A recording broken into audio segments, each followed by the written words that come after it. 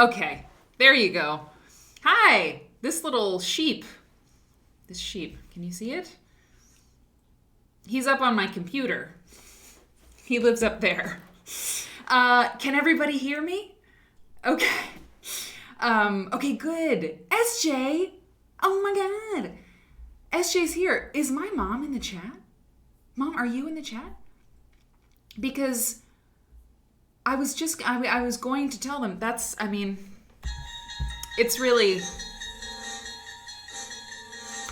starting soon, the weirdness, because if she is, although we don't know if she is, I was going to tell you all that Mom is up at in Wisconsin. I don't think she's here. I think SJ is messing with me. So Mom is up at the lake, and there's just terrible internet there. Otherwise, I would have her, I'd have her on the show because it's good times. Hey, P&W Ellen. It's so good to see you, Miscellany and Threadist and Padma and Joyous Fibers, and it's Tani and Sue and Kenny, and SJ's here. Wait a minute. Let's see what she said. Marianne Fons is taking quilt crisis calls. Oh, okay. Sorry. I should have read more. Your thread often snaps at your needle eye when you're hand stitching down the binding. What's the fix for that? Does it with Aurifil cotton and superior poly? That's like a legitimate question, SJ Pepper. I'm sorry that I doubted you. It's not cool. You have needs. When you're doing the binding, I don't know. Does anybody have ideas? I think, are you using? No, I think Aurifil, Aurifil 50, I use that for a lot. And that seems to be okay. I don't know, maybe other people have ideas. If your thread is old, you don't want to use thread that's too old. Like some people like to buy those like antique thread spools, at like a flea market or something. And it's they look great, but the thread can, if it's exposed to light for too long or if it's just really old, it'll snap really easily. So new thread is better. It lasts a long time, but if it's real old, it'll get weaker. But I will ask my mother. I will. Let me make sure everything is good. Hey, Bip. Okay, somebody's talking about sauce. Somebody's talking about sauce on bodies. This is crazy. You're crazy. You're all crazy. I'm so happy to be here. It's been a good day. It's been a real good day. I have a lot of Threadist. I have a lot of things to be grateful for, a lot of things. And I'm really grateful for them. And I don't take them for granted because, I don't know, man, it can all just evaporate. It's kind of a negative way to look at it, but it's really true. And of course I'm thinking about Ukraine, but I'm also thinking about times in my life that were really, really difficult, and the people that I love and the people that love me, it's good. And I'm also in a warm place with food. A warm place with electricity. And yeah. So I'm grateful tonight. Very grateful. Horrid Little Spitfire and Sohani. Threadis was so nice. Mary, sometimes when you say hi to us all, it makes me feel cozy. Like the beginning of Romper Room. It's great. I'm glad. I know what you mean. When I listen to my live streamers that I like and their music comes on, and then the music stops and they say like, hello, hello, hello. One of them says, hello, my good people. I like it a lot. Molly, you started this business, this pizza sauce. I'm afraid if I say that word, I'll get dinged. Your boob. This. You have pizza sauce there. Do you know how many times I've had pizza sauce there? If I had a nickel. I love pizza so much.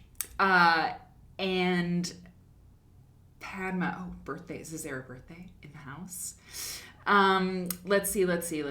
And hello to everybody. I think I said hello to Kitty Hannah. And if I missed you, Little Bird Stitch and Lauren, hi. Hello. And Mother Nature, hello. And Penny Catherine. I don't know. Sometimes I forget who I said hi to. But I'm really glad you're here. So on Positive Threads, Quilting Politic, Dana, Feandor. Thanks for the tunes. So it's It's Quilters Newsletter Friday. It's Quilters Newsletter Friday. I mean, what more do you want? No, not yet. Not yet, Quilters Newsletter Friday. I'm thrilled to be doing it because, last week we wanted to do it, but it couldn't happen. It couldn't happen. And, that's not cool. So, hang on, I got to do something here. And so, I mean, now is the time. Now is the time, the hour and the day. So, hang on now. Where's the thing? I just have to pull up the quilt that I'm going to show you that's behind me. Because I picked it. I picked it because it was made at the time of the year that we're going to look at. It's 2002 is the issue of Quilters Newsletter that we are going to look at. Okay, I found it. I'll tell you soon. Okay, so usually on Quilt Nerd, if it's your first time here, I bring content. It's my favorite thing to do is like find content, like when I was younger, I loved magazines. I loved them from the time I was very young, and I would read them, and I would, make my own magazines. And I even started a magazine in junior high school called Truth.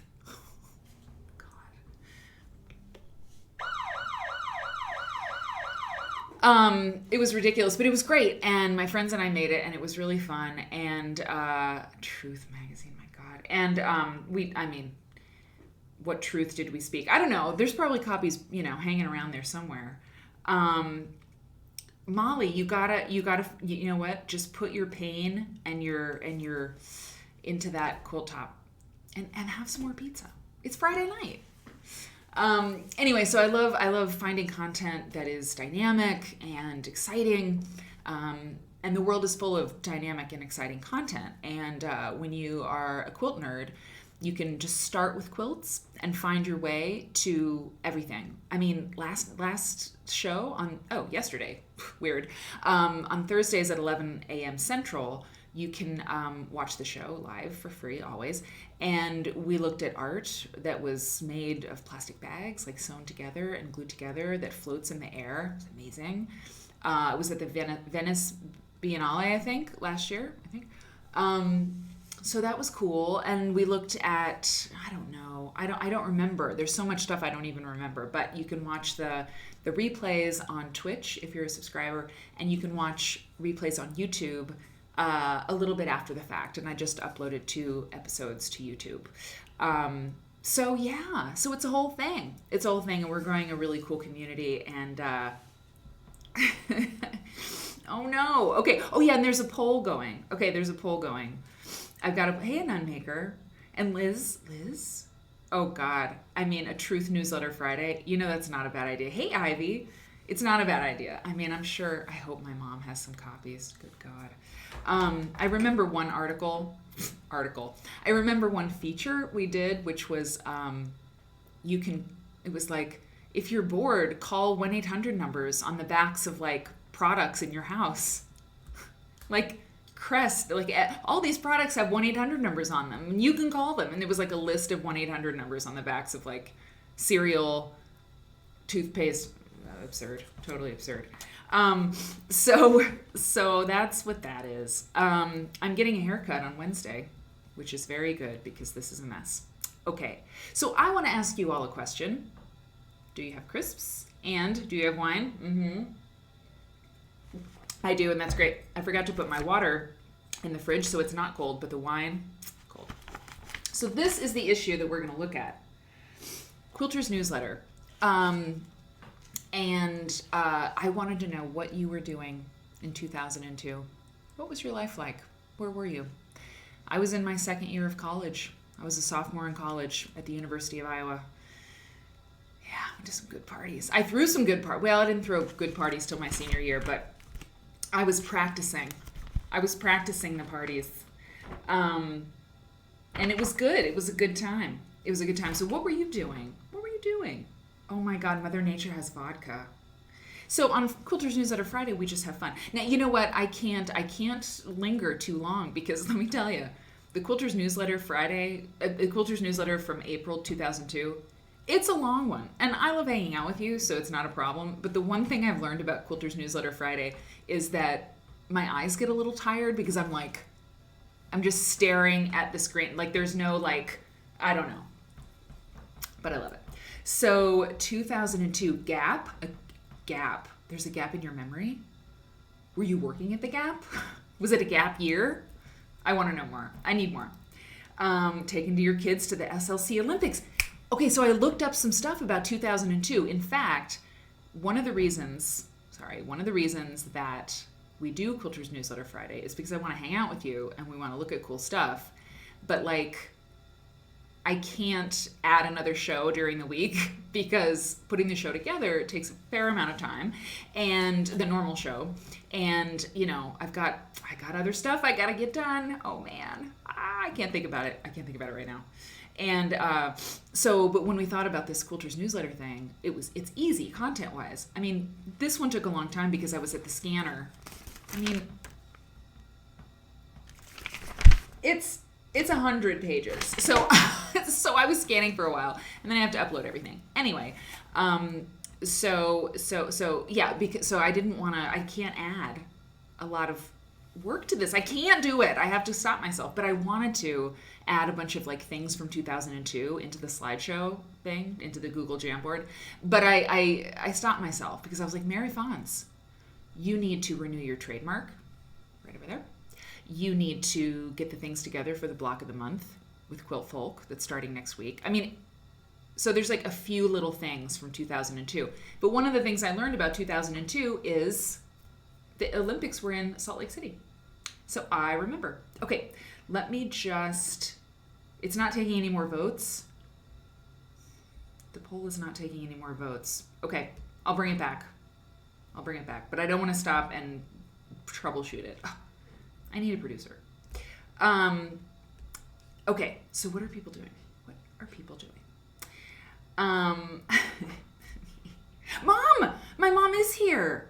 Oh my God. Mom, welcome. Welcome to my mother. She's a good one. Let's see. Welcome. Can we get some welcome baskets in the chat for my mom? That'd be great. Okay, so I think I missed some things. My mom is here. So SJ, I take back. I take back what I said. Okay, let me say. I lost it. Okay, 2002. An apprentice. So on Positive Threads was an apprentice. Molly graduated college that year and lived next to a sex worker. No, I mean this. Hey, everybody's welcome here. I don't care what you do for a living. Dana Simpson, you were 7?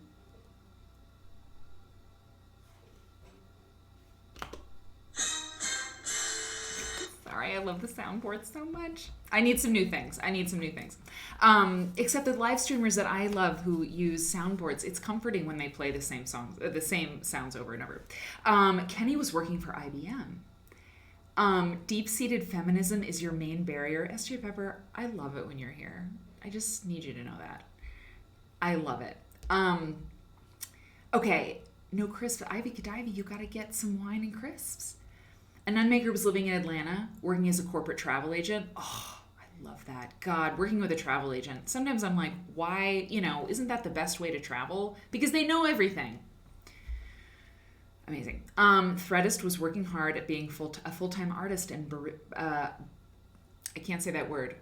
Baristing. You were a barista in Portland. Oh man, in 2002?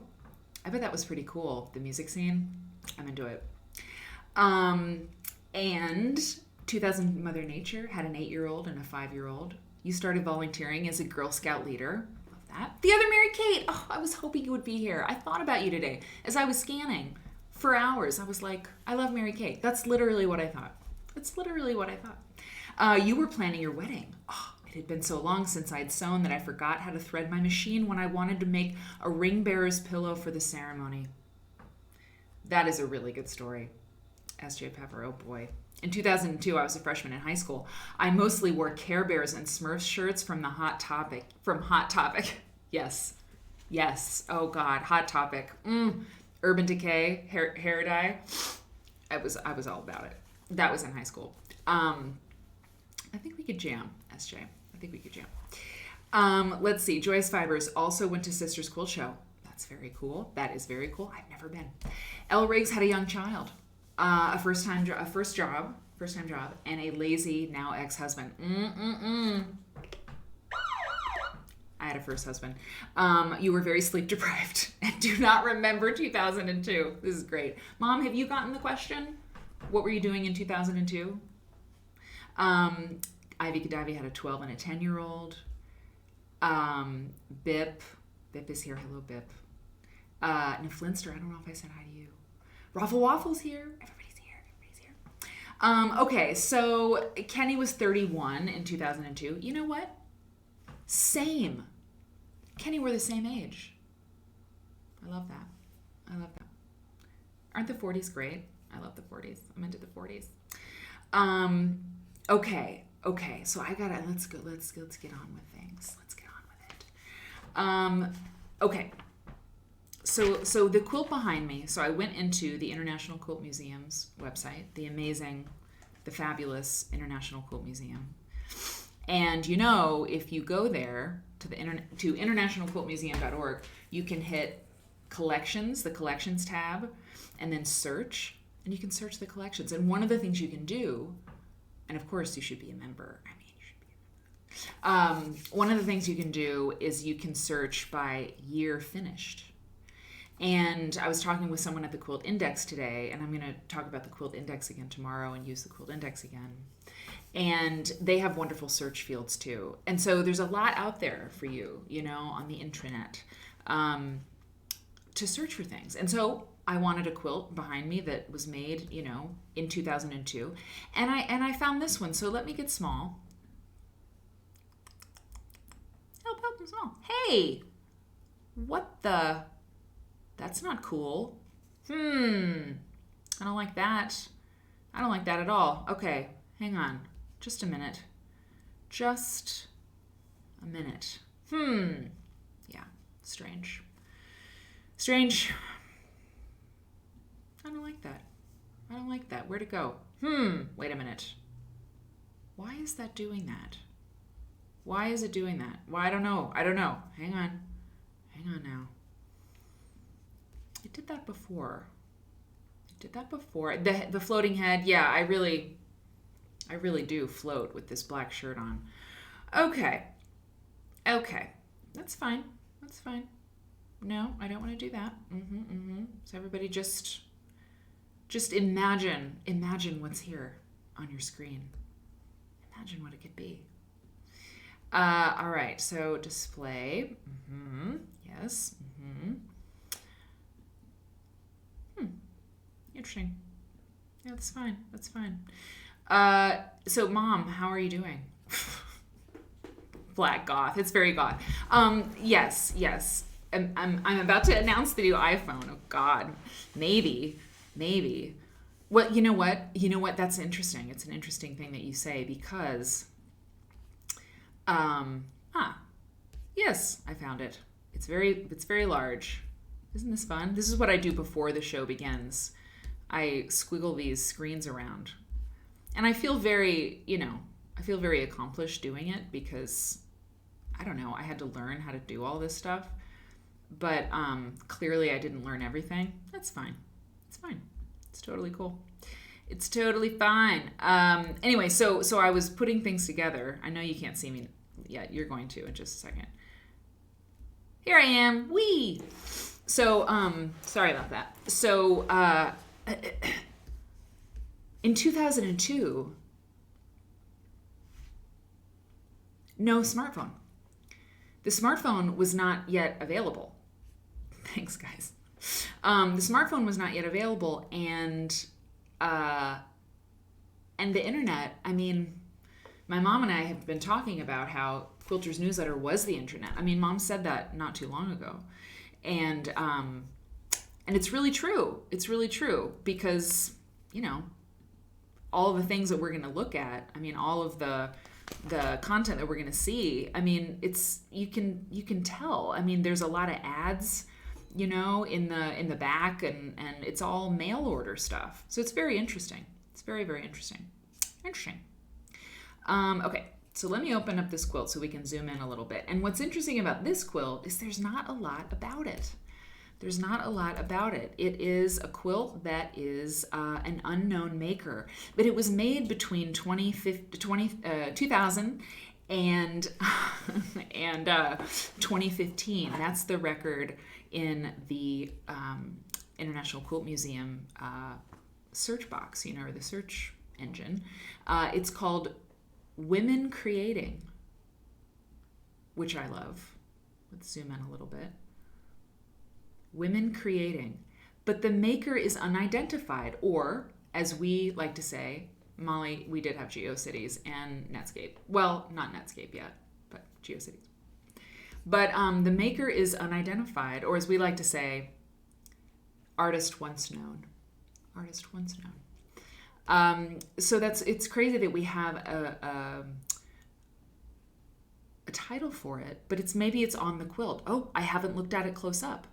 It says, "Don't be afraid to make your own path. It's the journey that counts." Wow. And so the other thing about it, it was made in Lincoln, Nebraska, United States. Angel Fire, stop. Oh my, do you really? S.J. Pepper, I can't believe you just said that. And I actually believe you. And Nokia phones. I love it. So it's pieced by machine. It's embroidered and painted. You know what? Look at this. I don't know if you see what I see. Do you see what I see? I see glitter paint right above my head. Look, it's like a little halo. Glitter paint, like a glitter stick. You know what I'm saying? And what does that say? Plant a seed for peace. That's what it says over here. Plant a seed for peace in this thing. And yeah, it's just lovely. I mean, I love all these butterflies. And Michelle Greenwood, I mean, I think it's a group quilt, right? It seems like it's a group quilt because there's these different signatures on it. So Michelle Greenwood, I mean, maybe it's listed as maker unidentified because they don't have the names of everyone. I'm not sure. There's a story about this quilt, and I'd really like to know it. You know what I'm saying? Yeah, a glitter paint pen. Exactly, Kenny. Exactly. Because you see there's more people. Oh, there's a face. There's a face. Let me spin it around. Don't get dizzy. There's a face. That's great. It says woman. Let's see. What does it say? Oh, man. I can't read it. Woman... No something. Is it Spanish? I don't know. I feel like woman no. I feel like that's a Spanish word. No something, no something, you know? If anybody can make it out. I mean, I don't know. I don't know that you can, but decorated decorated overalls. Yes, with puff paint. You know, Mom, if you're watching, my sisters and I made you a puff paint sweatshirt that looked like a quilt with puff paint. You never wore it. I mean, I'm sorry, but you never wore it. And I remember I was in your closet probably trying to cop, you know, one of your sweaters or something to wear without permission. And I saw that puff paint sweatshirt and I was like, oh. But you know what? I don't blame you. It was kind of a mess. Anyway. So no apologies. Yeah, I mean it was like we didn't know you. It was like pink and white. Anyway, so this is a really cool quilt, and I do think there's a story here, and there's more signatures and things and like messages there. There's feathers. So I love it. That one, googly eyes. I feel like SJ has googly eyes in her studio right now, and so do I. Okay, let's get rolling with this Quilters Newsletter stuff, because I need... What if she was? What if she was? We got to get going because this is a serious proposition here. Reading an old issue of Quilters Newsletter, a vintage issue, is an exciting time. It doesn't happen every week. This is a different format. Can I make this any bigger? I don't think so. This is pretty big. It's big. Look at that. Oh, wait a minute. What in the... Oh yeah, no, I got it. Okay. I made a little, intro slide. Yeah, exactly. Thank you. If I forget, you need to remind me that SJ needs that. So I'll move this over because I don't want to cover it. This is the cover.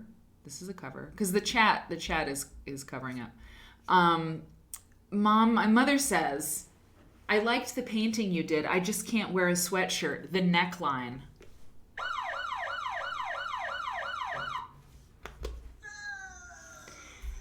It's fine. I'm not scarred at all.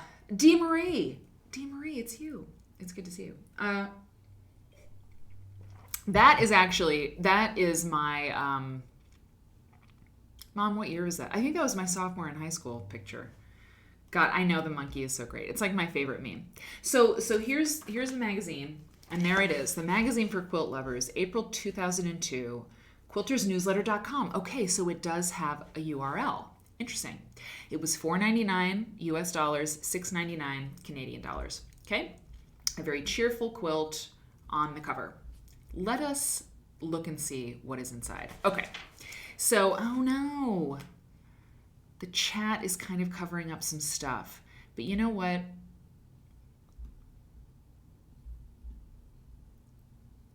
I don't want to close the chat. I mean, I don't want to hide it. What can we do? Did we have that problem last time? Maybe, okay, if I make it a little bit smaller, I know that's not as much fun, but I gotta have the chat on the screen. It's so much more fun. So it's kind of a small chat box, but I think it's okay. I mean, I don't think we're gonna miss anything huge. And if we need to see something really bad, look, I can do this. I can scoot it over. But that's as far as I can scoot it over. So we're just gonna have to work with it. Okay, Proud, how's it going? I'm glad you're here. This is great. So, okay, so let's take a look at what's going on here. I was going to open up the magazine, but it's all on the screen. Little Bird Stitch, the bold. You remember this issue? Well, it is really something. It is actually. Let's look at it again. It's got rickrack. It's got embroidery. And who made it? Let's see who made it.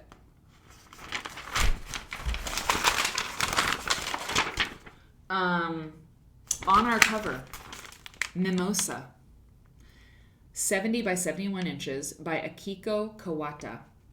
Many quilters shy away from yellow, considering it a difficult color. Let's cover up the monkey and look at the quilt. I think that should be our motto.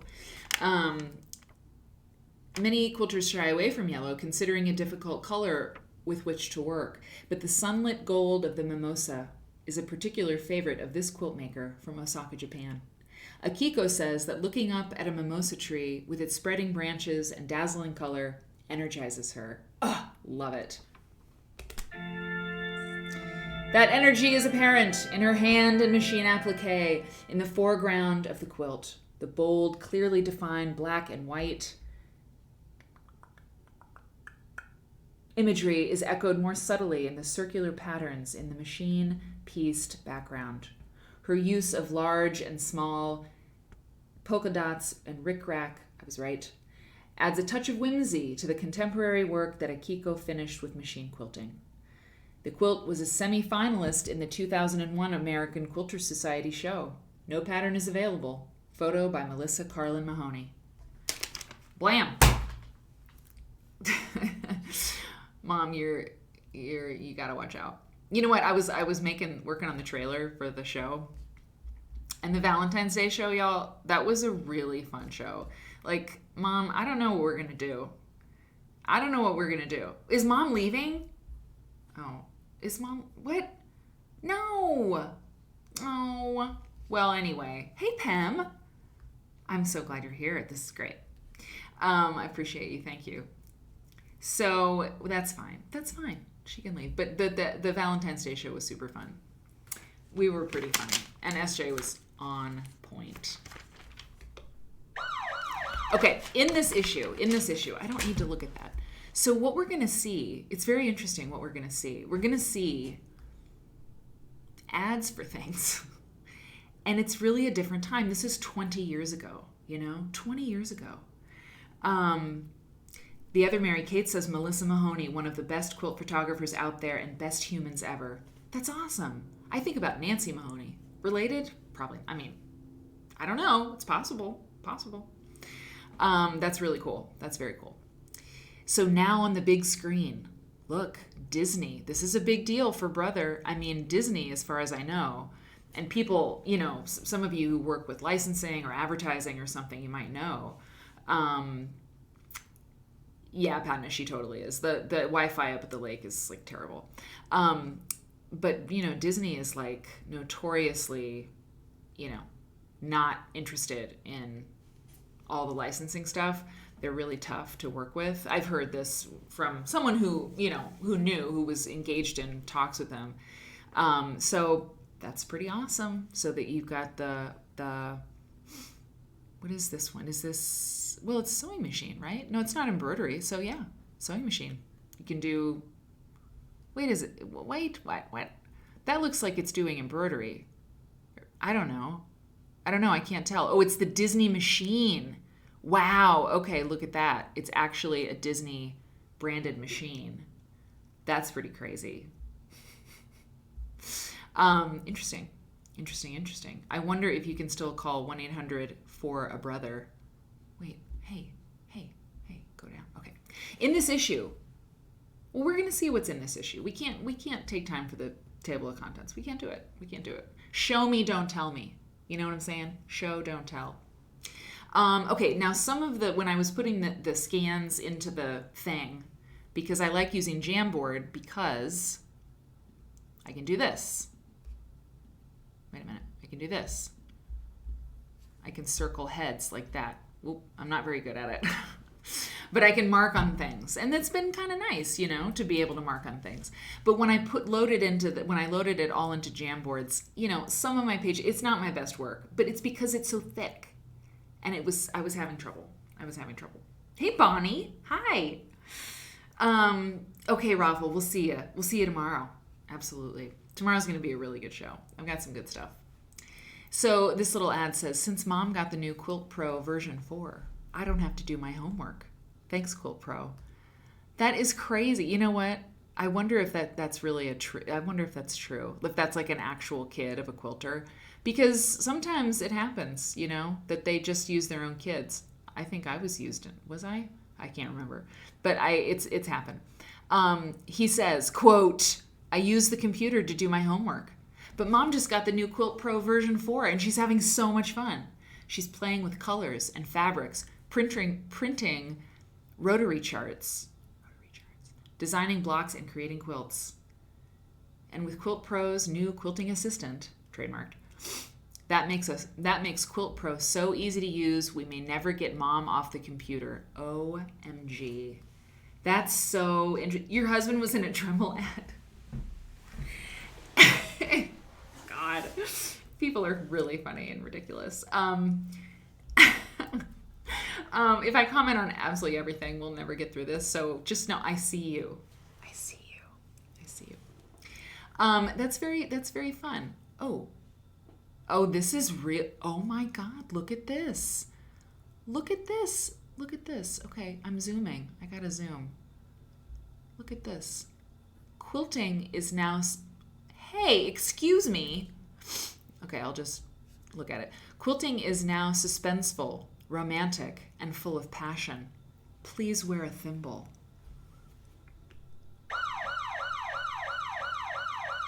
Introducing Story Quilts. The coupling, oh my God!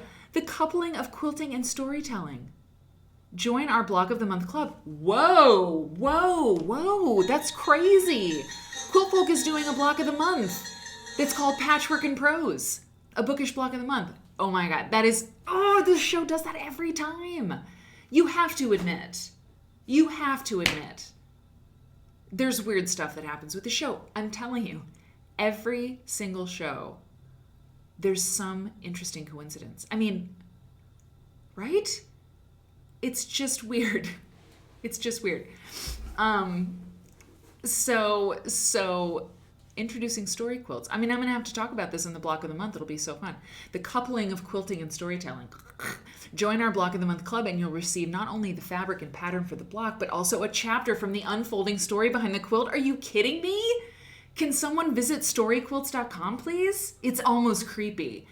That is insane. I mean, really? So they made a story. They wrote a story that goes with the block of the month. That is so interesting. That's crazy. That's not what we're doing, but we're coupling. I don't know. That just. I mean, they're making a joke with that. But we're doing books and quilts, which happens more than once. I mean, there's Beatrix Potter fabric and Jane Austen fabric. Books and quilts go together, but it's weird. Okay, it's weird. Inspiring creations from C&T. Who are our authors? Trice Borens, Carol Armstrong, Marie-Christine Flocard, and Cosabeth Period. Forward by Carrie Bresenhan on this, America Remembers September 11th, 2001. You are going to, I don't even know what Bonnie said, but somebody said, do the siren. I'm doing it. Please wear a thimble. Practice safe sewing. It is really good. It is really good. Please wear a thimble. Practice safe sewing. It is pretty good. I like it. I'm into it. All right.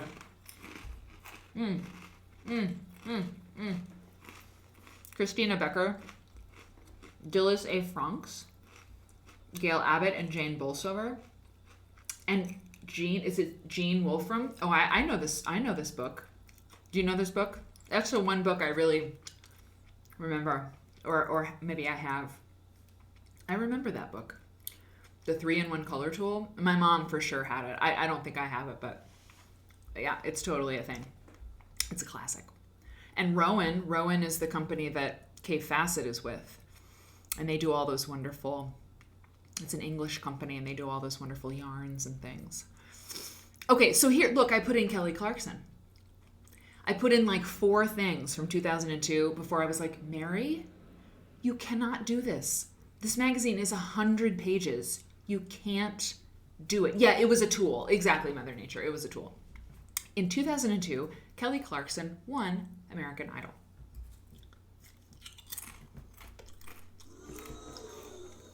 So I was like, I'm going to put Kelly Clarkson in there.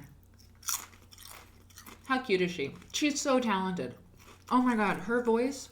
I mean, you got to give it to Kelly Clarkson. I mean, she made a career. And she, it didn't have to work out for her. But God, that girl can sing. Oof. She can sing. Your husband is spending, Word and Bird Nerd says, my husband is spending tonight with me instead of with his 101-year-old mother. He thinks it'll be okay if she's on her own tonight. Woohoo! Husband, you get a Dusty Springfield. Yeah, that's pretty awesome. I mean, we like your wife a lot. She's pretty amazing. So, good choice. Okay, so this is interesting too. So, Mary Lehman Austin is writing the editor letter here because Bonnie, her mother, did she retire? Mary Kate? I mean, I'm sure that she did, but do you know, maybe when she came on? This is obviously, excuse me, Kelly. This is obviously not her first letter. But this is interesting. Okay. It's time once again. This is Mary Lehman's note. I don't know that I'll read it all, but let's just see what happens. It is time once again to share with you the experts' predictions about upcoming color trends. Every year, hundreds of color and design professionals, members of the Color Marketing Group, meet to forecast color trends for all kinds of consumer products. I bet those meetings are a lot of fun. Same. They meet in places like Orlando, Florida. And from the names and descriptions they come up with, it sure sounds like they had a good time. To recap the predictions for 2002, we should be seeing lots of blue, the most important color of the decade, quote unquote. A strong Latin influence is expected, to be seen in a range of reds, yellows, and oranges. And the most recently updated CMG Consumer Colors Current Palette, registered trademark, tells us that purples and browns are still the biggest story, with bipolar purples moving both bluer and redder. Bipolar purples? Very interesting. Very interesting. Mary Kate says, Bonnie retired in the early 90s, I think. Okay, because Mary Austin was editor-in-chief when I started subscribing circa 1997. Thank you, Mary Kate. Mary Austin took over when I was still... Okay, great. So in the 90s, okay. This is an amazing issue. So from what I can see, Mary was kicking butt. She was great. So, okay, bipolar purples. I'm interested in what that means. It didn't come from Mary. It came from these people. Okay, bipolar purples moving both bluer and redder. Okay. And we also find we can add orsando, a sand-inspired brown, and charcoal, a green cast gray, to our list of popular colors in 2002. Interesting. Okay, and then Hancock's of Paducah. Amazing. The fabric store, right? Yeah. Have you been there? I know, charcoal. Isn't it great? Is there any singular polar purples? Is there what is the other, not bipolar 1 and bipolar 2. I think those are different kinds of bipolars. Okay. So yeah, Hancock's Fabric, amazing fabric store in Paducah. I think I bought a lot of fabric there. Okay, so what's new in news in quilting around the world? There was a new Hall of Fame honoree, Ruby Short McKim. Hang on. I'm not going to get it. Ruby McKim,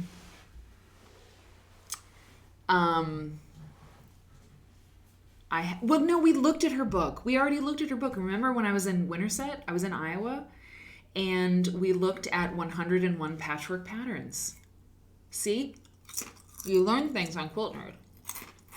You learn things. You learn history and culture of quilts. So that's really cool. So she received the highest honor. And she did a lot of things. Vermont Quilts. Okay, now I love this quilt. So I want to know about this. From the more than 1,100 quilts documented through the efforts of the Vermont Quilt Search Project, selected quilts will form the fabric of an exhibit entitled Plain and Fancy at the Museum of the American Quilters Society, which is now the museum in Paducah. Oh God. The National Quilt Museum. Oh my God. I'm sorry. It's been a really long week. The museum in Paducah. I'm sorry. It's my head. It's like my brain. Yeah. It used to be called American Quilters Society. I mean Museum of the American Quilters Society. Okay, so look at this quilt. Isn't this interesting?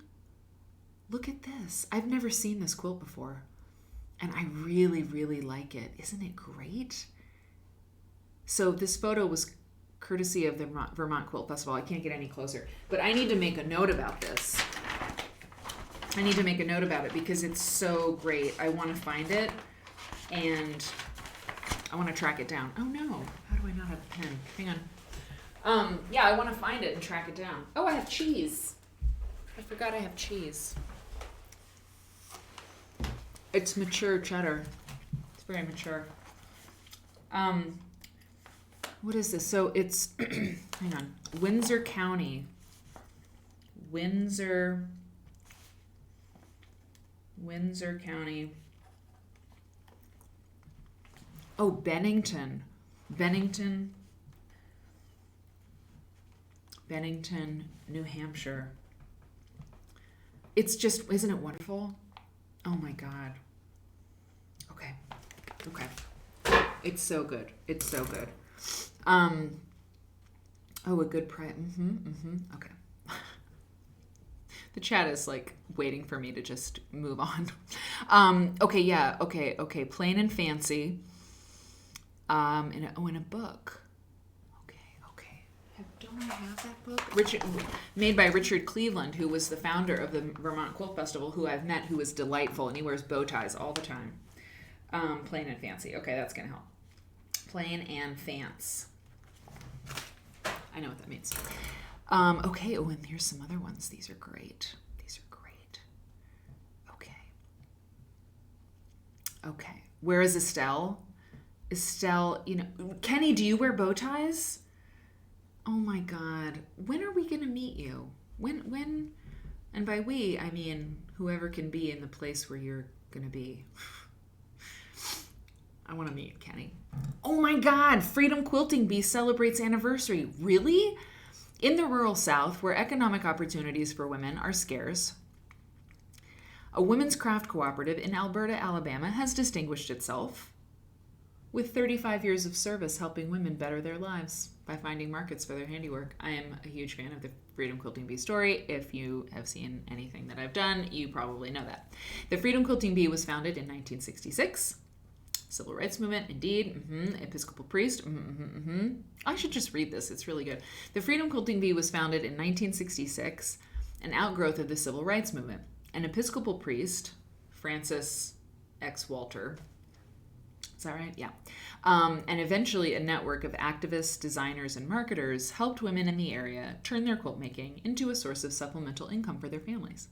As its reputation grew, quilts made by the bee found their way to the Smithsonian Institute for display and were sold by such stores as Sears, Bloomingdale's, and Lord & Taylor. In 1990, this is Gee's Bend, okay? This is the area, right? So when people say that this man, Bill Arnett, discovered the Gee's Bend quilts in 2000, early 2000s, late 90s, and discovered them and gave them this chance and put them in the Waiting Museum, it's true that he had a lot to do with that, but they were doing amazing stuff way before him, and it just wasn't really part of that narrative. So just the true story is way better. In 1996, the governor of Alabama ordered wall hangings that he in turn presented to the governors of all the other states. I didn't know that. And in 1997, the Hitachi Foundation commissioned a quilt made of silk for its retiring chairman. What? By traditional corporate standards, the group's financial success has been modest, but its effect on the families has been immeasurable. Using some of its proceeds to support social causes, the group built 10 houses for low-income families on 20 acres of land. Because the thing is, the book I have on this was written way before 2002. There should be another history of the Freedom Quilting Bee. Is there? No. There's a billion books about Gee's Bend, but I don't know that there's here. Will someone please write a paper for AQSG?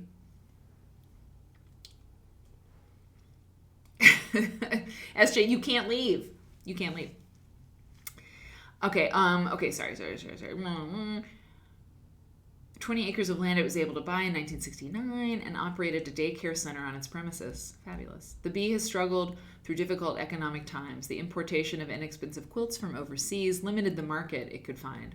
So the bee began exploring new sources of income. Today, the bee is part of the Rural Women's Product Development and Marketing Venture and shares its experience with Artes del Valle in Alamosa, Colorado, Mujeres Unidas in Mora, New Mexico, and the Native Women's Cooperative in Tahlequah, Oklahoma. Okay, proud. The venture is developing a line of products it will sell on the internet at ruraldevelopment.org/prod.html. Bonnie, I completely respect you for that. Elle Riggs, I read an interview with one of the Gee's Bend ladies, and she made a point of saying that they can and do make traditional quilts, but that's not what the people want. Wow, that's really interesting. AQS opens doors on improved convention center for April show. Ooh, I like this quilt that's hanging. I like it. We're moving on. We're on page, I don't even want to tell you. Okay, Christmas. Fabric quilt. Fabric quilt was a thing, I remember. This is an ad with a postcard thing that you can pull out and mail. These things still exist.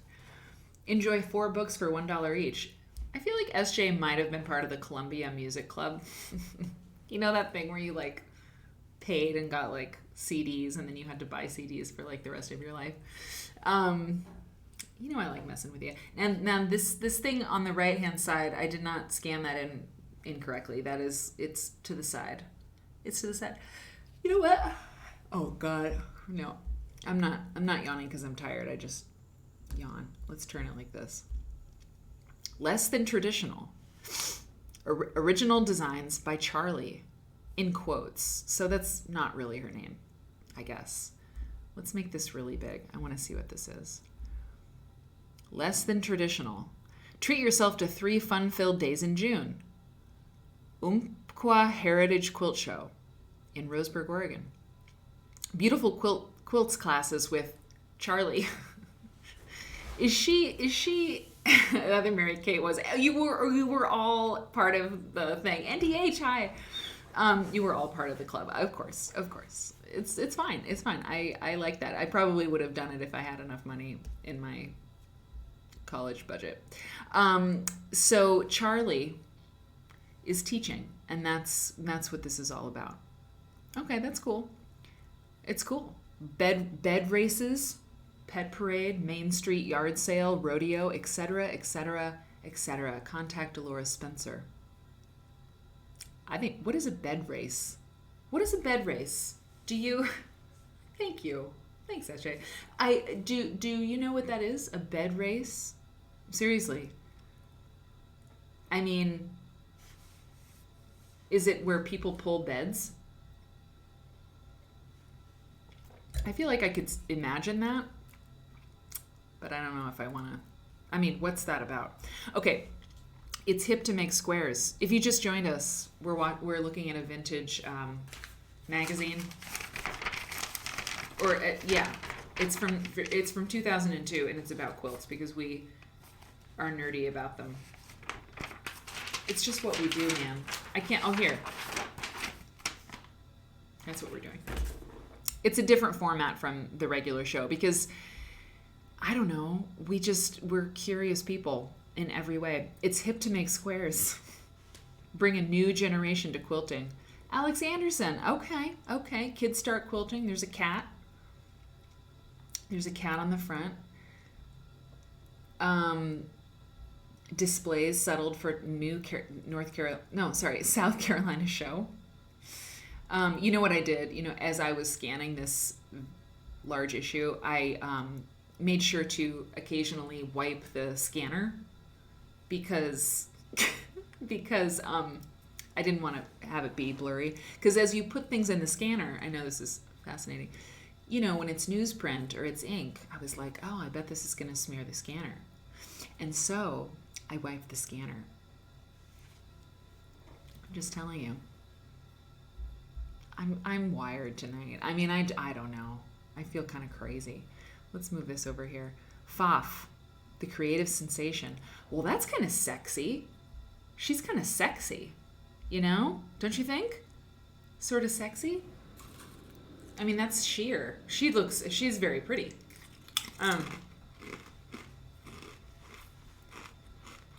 I mean, she's like, there's a patchwork table.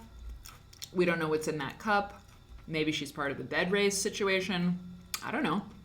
Fof is getting, maybe they're sexy in their copy. Let's see. Oh my, yes. Oh my God. Enjoy the most incredible experience you've ever had. When you sew on the new Fof Creative, one touch is all it takes to open up a whole new world of creative sewing. The Fof Creative is full of wonderful features. You'll experience perfect sewing and gorgeous embroidery. Well, now I'm just reading into it. Embroidery so large, so fast, and more unbelievably beautiful than ever before. Pure inspiration, the creative sensation.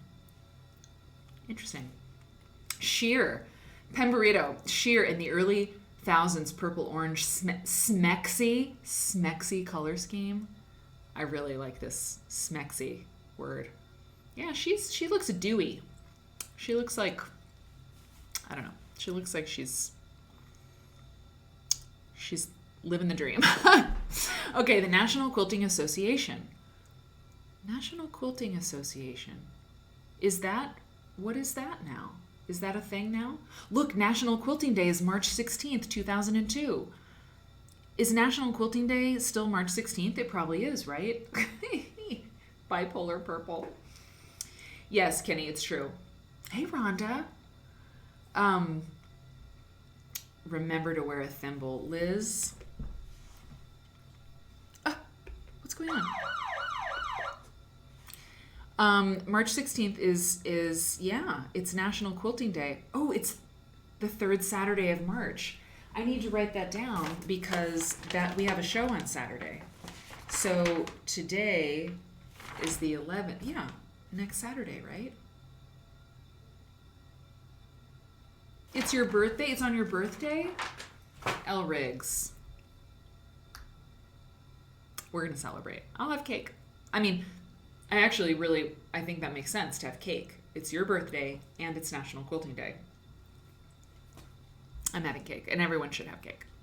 Okay, look at this. So September 11th projects continue to draw support because think about it. This was April 2002.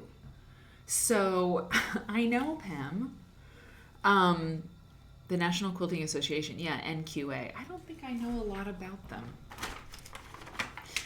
So it was a year. It wasn't even a year. Oh my God, it was 2002 in April. So it had only been like 6 months, right?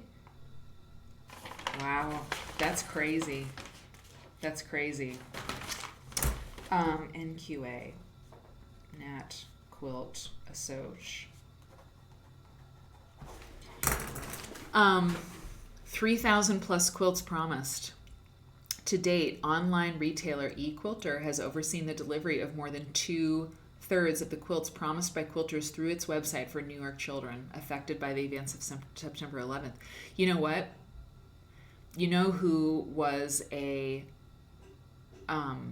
who's the guy, who's the comedian who's now dating Kim Kardashian? He was on SNL.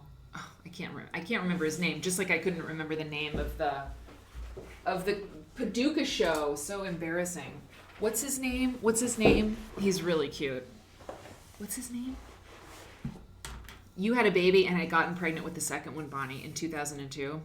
We were talking about where we were in 2002, and it's crazy to think back that far. It's 20 years ago. 4 new Benartex. Pete Davidson. Okay, so Pete Davidson, I don't know if you knew, his dad was a firefighter, and he died in the attacks on September 11th. Seriously. And, I mean, oh my God, his story is very interesting. So I wonder if he got a quilt. I bet he did. If 3,000 quilt makers were sending quilts, I mean, it's quite possible. Quite possible.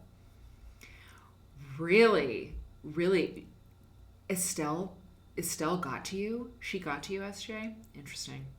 Very interesting. So, and I bet I hope he did. I hope he got a quilt. Antique Quilt Show draws more attention to Paducah. Look at these quilts. How beautiful are these? Wow. Have you all done a quilt like on the left? I mean, I'm sure many of you have because many of you are very, very accomplished quilt makers. It's called Russian Sunflower. Oh, Russia. Russia's so in the news right now. I mean, it is. And I've never seen a quilt called Russian Sunflower. I mean, we're all thinking about what's going on, in Ukraine and everything. I'm not, throwing shade to the quilt or anything like that, but it's, it's like, I've never seen a quilt called Russian Sunflower. I'm just saying that there's these things that come up in the show that are just really, I don't know, I love it when it happens. It's really cool. That's a rocky road to Kansas, but here it's called a string star. And I also think it was called a string star in that book we read yesterday, or the vintage pricing book. Interesting. The International Quilt Museum, it was called something else at the time. Oh my God, really, SJ? That's crazy. That's crazy. Yes, exactly, Threadist. Exactly. The one on the right was in the show yesterday, the pattern style. Exactly. Exactly. And it was called String Star as well. This is like a mind meld. So honeybee, sunflowers are the national flower of Ukraine. That's right. Oh my God. What? Y'all, did you see what Sohani brilliantly noticed? Russian sunflower. The sunflower is the national flower of Ukraine. And it's called Russian sunflower. Whoa. It's so gorgeous, isn't it? Wow. Wow, wow, wow. Okay, so the International Quilt Museum, which used to be called the International Quilt Study Center, is offering summer courses of interest to quilters. Michael James will teach the stitched drawing, a study of the increasingly sophisticated dyes and printing techniques of the 18th and 19th century fabric printers. And Vince Quevedo will teach special techniques in creating wearable art designs. Oh my God, look at this. Stories of quilts told in dance. An original performance piece, oh my God, that uses dance to tell stories behind quilts and the patterns in them will be performed during the 9th season of Speaking of Dance, April 26th to 28th at the Lakewood Cultural Center in Lakewood, Colorado. You guys, here's the thing. Here's the thing. The reason that we do this, and the reason that I say that Quilters Newsletter was like this amazing quilt magazine, and there are great quilt magazines. Curated Quilts is great. Quilt Folk is great. It's great. But like, where do we find out about dance performances that we're using quilts as themes or something? I mean, you know, like, where is that magazine? That monthly magazine, because Quilt Folk is quarterly and it's subject based, you know, it's state by state. But this was different. And I love this because, yeah, interpretive dance, I think. The play, no, Mother Nature, the play was Quilters, the Quilters play. Is it just Quilters or the Quilters? It's a very famous play and it's crazy. No, there's no interpretive dance in that play. There should be. Stitches tie, ties bind. Stitches tie, ties bind. Dance. 2002, Colorado.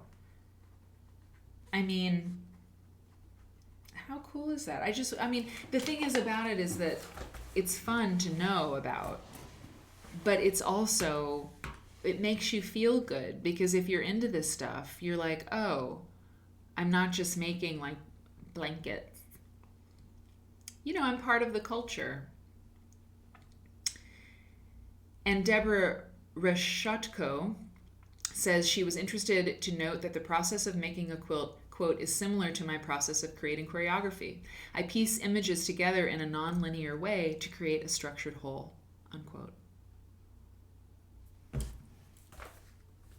I love that, man. Speaking of dance.org.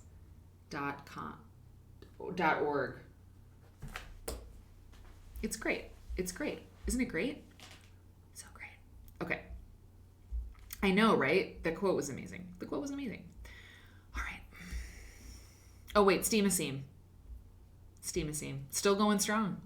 We still have it. I bet. The famous names over my head. Famous names. Where are the famous names? Oh, yeah. Okay. Carol Vickers, Barbara Newman, Evelyn Palmer, Brenda Hyde. Is that what I missed? Did I miss that?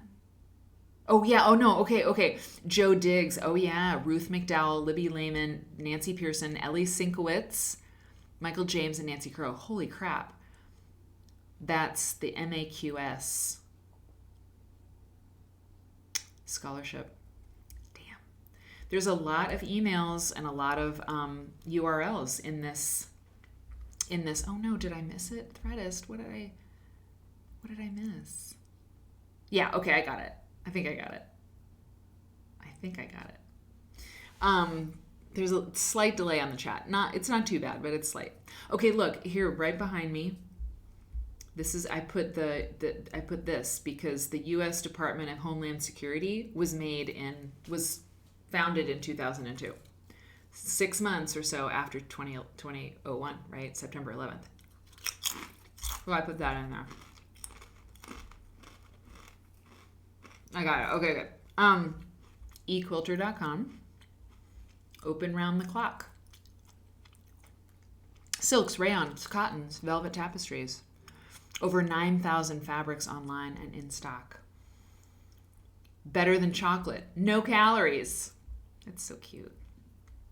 Better than chocolate. No calories. Secure online ordering.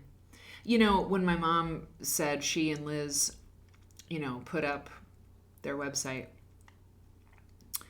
I mean, it was pretty new. I mean, Mom said she remembered like when she, it does look like a buzzsaw. When she and Liz put up their website. I mean, she remembers like buying her first book on Amazon, Here's the Bernina Artista. You guys, does anybody have an Artista? I remember, I think my friend, Colette, she has one. Or she did for a long time. It's a good little machine. Really? Stephanie. Hi, Stephanie. My mom retired from Homeland Security. She's happy to get back to quilting. I am sure that she is. I bet that job was really, I bet it was a challenge, frequently a challenge, or maybe a challenge all the time. I can imagine that quilt making is like really fun for her right now. Okay, design sewing furniture, designed just for you, Quilter's Cabinet. What's the company that 1987 Penny, Bernina, 1987, 1994 Tani. Yeah, Bernina's kind of take a licking and keep on ticking, right? P&B, all these companies. I don't know if Quilters. It's koala cabinets that are really, really great. Judy Martin, Cookies and Quilts give comfort. Let me scoot this over. Cookies and Quilts, Judy Martin. I think we published Judy Martin's chocolate chip cookie recipe in the first issue of Quilt Folk magazine. I'm pretty sure. Cookies and Quilts features 80 colorful pages, 15 big photos, 8 original quilt patterns, 10 scrumptious recipes, quilting patterns, color diagrams, your choice of rotary cutting instructions, or full-size templates. I love it. Love it. I'm here for it. Everythingquilts.com. Is that still around? Oh, Sew On. That's a really good idea. That's a great idea. I will make a poll. Yeah, I'll make a poll asking what machine you have. Ooh, I love that. One day I'll get really good at polls and be able to whip it up super fast. But I'll have it for tomorrow. Okay. Ambrosia. Yeah, so that's Clothworks. Clothworks is very much still here. Everythingquilts.com. Yeah, is that still a thing? And then over on the left, it's just totally, it's just state after state after state of quilter, shows. Massachusetts, Framingham, Needham, North Reading, Tewksbury, Upton, Walpole. There's just so many. In the state where you live, there's an OttLite ad. In the state where you live, do you have a lot of shows? I mean, do you still have quilt shows like that? I mean, there were like 7 quilt shows in Massachusetts just now, you know? Mother Nature, it's where you found. Wait a minute. What's missing from this picture, but it's in the picture? Oh, yeah. Oh, God, it's true. So, SJ, thank you for pointing out that the question, what's missing from this picture, is actually in the picture. It's pretty, oh, no, but see, it's a cutout. It's not clear. It's not clear. You're ridiculous. Yeah, Kenny, I think this shows how much as a society we have become more visual. So much info here is conveyed by text. It's so true. It's really, really true. It's very different. So Penny Catherine, oh, suggestions, L. Riggs. I think people are giving you suggestions. There's a Springfield Art Museum show every year. Pittsburgh has a quilt show coming up in mid-April. Yeah, okay. Kimmel's July and okay. Tickets are $10, really, in Pittsburgh. The show in April. Oh my God, that's next month. If you're near Pittsburgh, you should totally go. But there's a show in Upton tomorrow in Massachusetts. It's probably the same one. Interesting. Bonnie, if you live in Pennsylvania, you should totally go. Okay, so there is, to the one in Pennsylvania, there's Eleanor Burns. 20 years ago. Your Elna. I wonder if she still advertises for Elna. Okay, this is great. So look at this quilt. I love it. So this is by Katie Pasquini Masopust. I think I'm saying her name right. This is called Kiru Shiru, 80 inches by 85 inches. This is the first black and white quilt I made after returning home from my maiden excursion into teaching in Japan. The title means black and white in Japanese. Kiru Shiru. That's a pretty awesome quilt. I mean, that's really neat. It's so, like, look at the edges of it are really unusual. Look at this part. That's crazy. Hey, I think it's all the most I can zoom in. Very interesting. This is pretty cool. I know this person's name. You know this person's name, right? Dallas Quilt Show. Okay. Greater Seattle. Okay, there's a lot of shows. Okay, yeah, Las Vegas. Great. Purchase College. Okay, there's a good amount of them. That's great. That's great to know. So, appreciating value. Who would have guessed that painting and drawing, what I did for fun as a kid, would translate, hey, Alasala, thanks for following. I appreciate you. Thank you so much. We're doing a different format tonight. Quilt Nerd is pretty nerdy about quilts, but tonight we're reading, on Quilters Newsletter Friday nights, we just read an issue of Quilters Newsletter from yesteryear, and tonight we're on 2002. So we're just going through it. We're flipping, and we're drinking wine and eating chips. I'm glad you're here. So okay. So who knew that I was an artist and it would translate into a full-time career? My parents encouraged my love for art at an early age. When I started quilting as a young adult, I put away my paints. Okay, experience. Oh, so this is about value. I thought it was going to be about like, pricing a quilt or something. But she says, experience has been my best teacher, and it has taught me that one of the most important elements in a quilt is value. Value is the lightness or darkness of a color or fabric. All colors or hues come in many values. The lights are pastels, the mediums are bright, pure color, and deep darks. Most of us like to buy fabric in the medium range. These fabrics are bright and exciting, but in order to make an interesting quilt, we need to use those colors on both sides of medium, and the extremes in values too. Lights give illumination and highlights to the piece, while the darks add shadow and depth. Without the lights and darks, there is little life. This contrast is so important.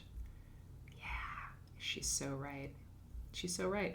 When I was teaching, and I did for a lot of years, picking fabric was always the toughest part for a lot of people. You know, they're like, I can sew a straight seam and, you know, I can tackle a pattern, but like picking the fabric is so tough. You know, and for me, picking the fabric was the easy part, and I don't know, it was some of the other technical stuff I was really bad at. L. Riggs, hues get the glory, value does the work. That's good. That's very good. Or maybe it's this. Yeah. Richmond, California. That's great, Padma. March 27th, that's this month. I love it. I like these quilts. I think these are fantastic. Studies in black and white. Okay, so Katie says, I love to look at black and white photographs. They're so graphic and clean. I like recreating those qualities in a quilt. Using just black and white causes you to concentrate on value, not actual colors. I enjoy the contrast and the bold look that can be achieved. Wow, you know that I don't know, like, I love that quilt. Making a black and white quilt. Interesting. Would you do it? Would you do that? Maybe for the Thread Nerd Disco.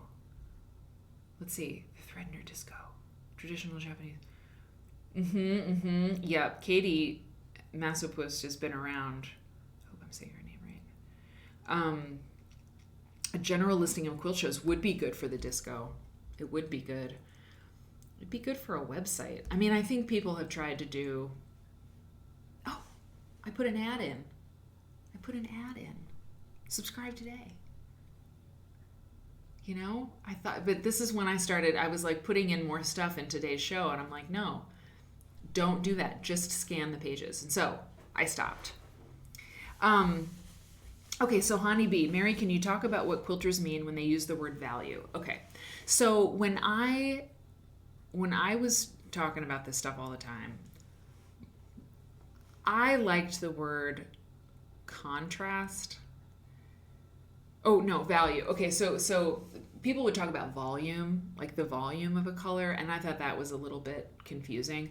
But with value, to me, it's just a fabric is light, medium, or dark. But here's the thing, Sohani, and this is what I would teach in my classes, because I taught a 1,000 pyramid class, and I taught it from my quilt Whisper, which was all white. So I had a 1,000 pyramid quilt. It was really beautiful. And then I washed it, and there was something red in the washing machine. I know.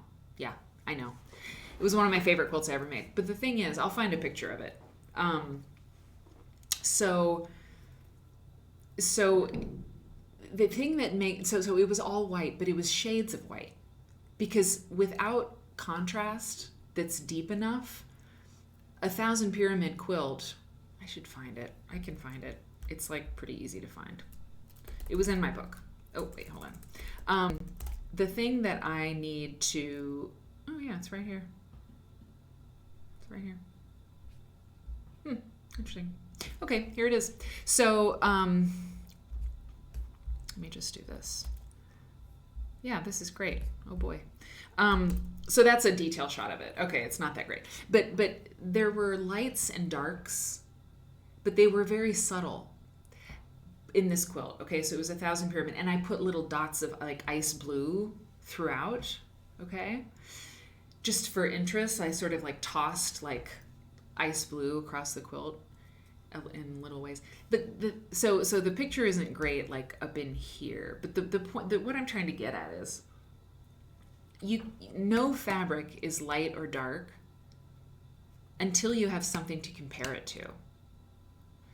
So if you look at, so you're trying to determine the value of a fabric, I mean, only solid black is always dark, and only pure white is purely a light fabric. You know, if you have a pink, how are you supposed to tell what the value is? A pink is not light or dark until you have something next to it that makes it darker or lighter. So it's relative.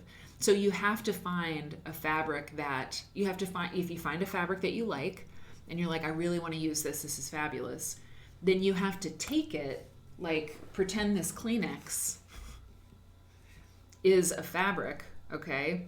Thank you, Bonnie.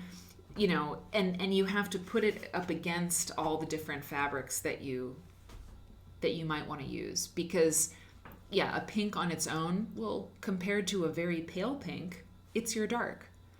But if you put it next to mulberry, a dark pink, a darker pink, it's your light. So no fabric is a light or a dark until you have something to compare it to, except for like black and white, which is why, you know, this person's talking about doing a black and white quilt. Well, thanks, Stephanie. I mean, I think it was a good class, because, you know, it's just true. You can't just determine the value of a fabric until you have something to compare it to. So that is my lesson. I haven't done a quilt lesson. Deep thoughts, Mary Fons. Fabric is only fabric when you have something to compare it to. Fabric becomes fabric when you set it on a piece of wood. Oh my God. Fabric is nothing until you lay it on sand. Fabric doesn't exist until other things exist. What did you study in school? Did you go to uni, or did you read books? Like, are you an autodidact? I feel like that's philosophy. I feel like you have a philosophical background, because that was very philosophical. And you're right. You're actually right. What is fabric? If it exists in a vacuum, it's not anything. Until you compare it to wood. Okay. So the 7-step program. Okay, she's talking about how to do contrast and value. It's great. It's great. It's great. Very interesting. Wow, look at this quilt. This is nuts. This is nuts. A degree in leisure. Ridiculous. Deep Thoughts. I loved Deep Thoughts by Jack Handy. This quilt's crazy. That reminds me of like some Marvel movie somehow. Okay. Let me do this and let me do this. Okay, we got to keep going. Cornerstones, a lovely quilt pattern. I feel like this is kind of Eric Wolfmeyer-ish, you know? He does wonderful things with squares and small pieces and things. Made by Chris Gingrich. Lovely, lovely. Yeah, it's very nice. And then the quilting pattern is a feather pattern. Oh, okay, this is Avril Lavigne. I put in Avril Lavigne. Oh, you're welcome, Sohani. I'm glad that you... Teachable moment, yes. Teachable moment. Exactly. So Avril Lavigne was big in 2002. That's what I was trying to communicate. And I think she's my last, little extra. Favorable settings side by side. Oh, that's cool. Excuse me, Avril. Please leave. So this is, she's putting two different, oh, no. Sorry.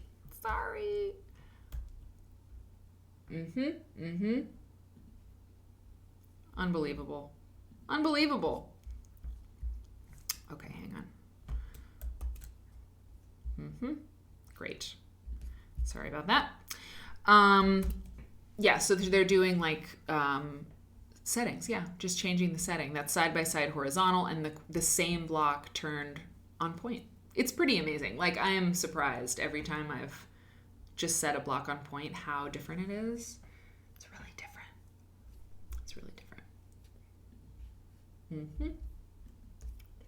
Okay.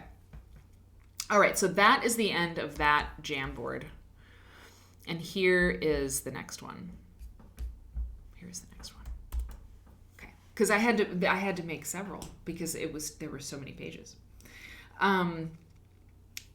Indeed, where there's a will, there's a way. Okay, Quilt Maker. So that Quilt Maker is the other magazine that Quilters Newsletter did, and it was all patterns, I believe. Look at this baby.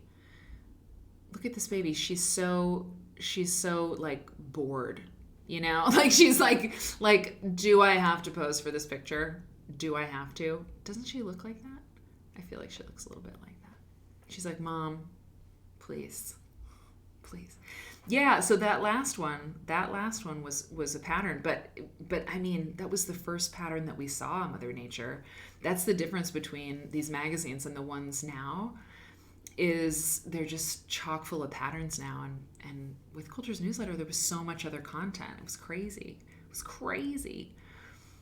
Another Ottlight ad. Look at that. Nice fire. Little, like a pumpkin, a wicker pumpkin. I mean, who doesn't want a wicker pumpkin? I want a wicker pumpkin. Okay. Oh, this is great. This is great. These are letters. Letters from readers. We invite reader letters and slides for this column. Slides, you guys. I know there's no reading. There's no reading in magazines today. Well, except for Cool Folk. And curated quilts. But yes, most of the magazines are just all patterns and ads. It's just really changed. We invite reader letters and slides for this column. We hope you will put yourself in the picture with your quilt, because part of the fun of any quilting bee is seeing the faces of the people who share their thoughts and quilts with us. Look at these ladies. Those quilts are so like of the period, right? I know the Ottlight was pretty nice. It was pretty nice. They look different now. Oh, sorry, my page is a little weird. They're all the same quilt. Okay. I didn't see that right away. A violin. I love the styling on this. This is very nice. And by the way, if you're just joining us, we are looking at a magazine, an old 20-year-old magazine, because sometimes on Friday night, that's it. That's what we want to do. Magical Cat and Dragon's Hoard. Ooh, look at these kids. Look at these shorties. That's great. Dragons, what was it called? Dragon's Hoard. So those kids, how old are those kids right now? They're like, what, 10? I'm really bad at judging ages. But if they're 10, they're 30 now. They're 30. I like that little cat. That's pretty cute. Dear editors, I invited my quilting friends to a tea party to celebrate. This doesn't have to do with the Dragon's Hoard. I invited my quilting friends to a tea party to celebrate the 5th anniversary of the Uhuru Quilters Guild. Each was asked to bring a favorite fabric to make a teapot block, and everyone wrote an African proverb on their block. For refreshments, we shared a chocolate cake that I decorated by sprinkling powdered sugar through a quilting stencil. The party was great, the blocks were beautiful, and the proverbs were encouraging. I shared the idea and teapot pattern with out-of-town friends, and before long I had 10 teapot blocks. The center panel of African Tea Party is my own design. It represents women celebrating friendship. OMG, I love this. This is great. I love the teapots thing. This is great. So this is African Tea Party by Benny Webster Mann. The Proverbs thing is really cool. That's really cool. Wow, African Tea Party is 116 by 82. That's really big. That's huge. I love that. Okay. Let's see what we got. We got to get going. Okay.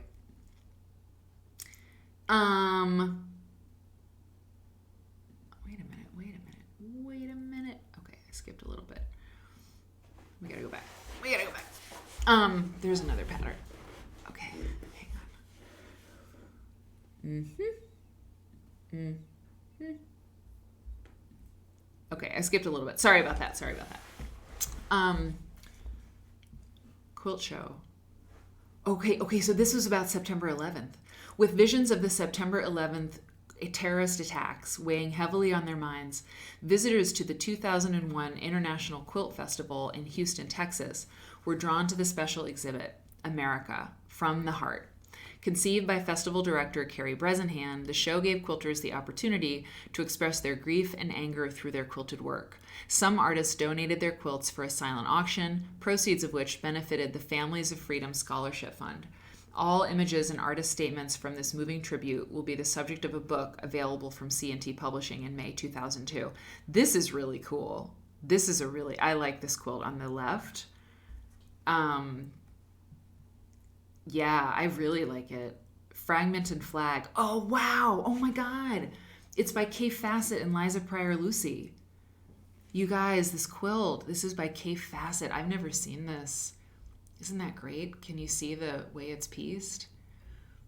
I can see the K fabric, actually. You see the one with like the little bit of blue in it? That's like full on K facet. Very interesting. I love that quilt. Wow.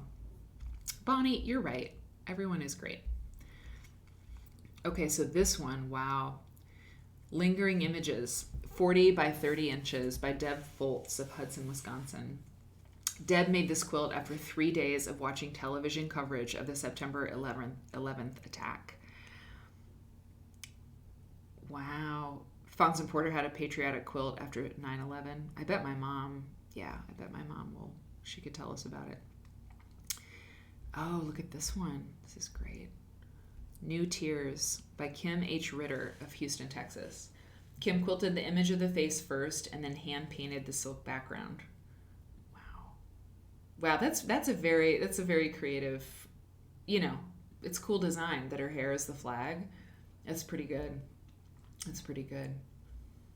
Wow. It was so fresh. I mean, 6 months. 6 months. Crazy. Okay. Wow. Oh my God. I mean, it's hard. This is really nice up here. Liberty Endures by Ann M. Flaherty of Sanford, North Carolina. Yeah, God. And there's a 9/11 memorial quilt, that's really huge. And it's, Crying Tears of Stars, exactly. Hey, Jill. Hi. So we're doing 2002 tonight. It's at the memorial, the 9/11 memorial. King Tut, a pattern. It's pretty complicated. I mean, that's kind of a complicated block, right? You've got curves, you've got, that's an intense curve. That middle one, that middle piece, Oh, wait, hold on. Curves, no, there's no paper piecing there. That's like full on curves, man. That's a lot of pieces. 1, 2, 3, 4, 5, 6, 7, 14, 16, 17, 18, 19. It's like a lot. That's over 20. It's a lot. Oh, and this is an article by Marcia McDowell. And you know what? I'm going to move on from it because we're going to talk about the Detroit News, the Quilt Club Corner column. We're going to talk about that on a show. It's going to be a whole thing. So I'll use this magazine when I'm talking about the Detroit News because it's a whole thing. It's like a pretty fascinating. I mean, this article by Marcia is extensive because there's so much to see. But look at this. I feel like S.J. Pepper is gonna like this. S.J., I hope you're still here to see this. What might happen to quilters? How the Quilt Club sister soldiers looked after they had won the sewing battle, armed only with needles, shears, and good strong voices. 'Twas worthwhile, they said, and are going to start right in again and wage another battle, knowing that they will be the victors. I mean, are you kidding me? Edith B. Crum wrote this column for a very long time. So what the caption says, this clipping offered some insider humor featuring local quilting personalities, the reunited Quilt Club Corner Sisters. I mean, are they like, they're pretty badass. I love these sunglasses. These are pretty great, aren't they? Isn't it great? Yeah, I know. 9/11 was really intense. It's true. Yeah. So when I see Trip Around the World, by the way, we looked at it yesterday, and I always think of it like this. I don't think of it as like a hexagon kind of deal, but I know it can be. A merch poster. Molly, you stepped away, and now look what you get. Look at this. Look at this crazy thing. Who are those fancy ladies? Well, clearly they're like marauders. They're like, quilting marauders. They're in the Detroit News column, which we're going to talk about like more in another show, so I'm going to skip it. Merch poster. I like a poster idea. Crazy Log Cabin. That's cute. It's cute. They need witches' hats. 1,000%. 1,000%. That's kind of a cool block. Yeah, I'm into it.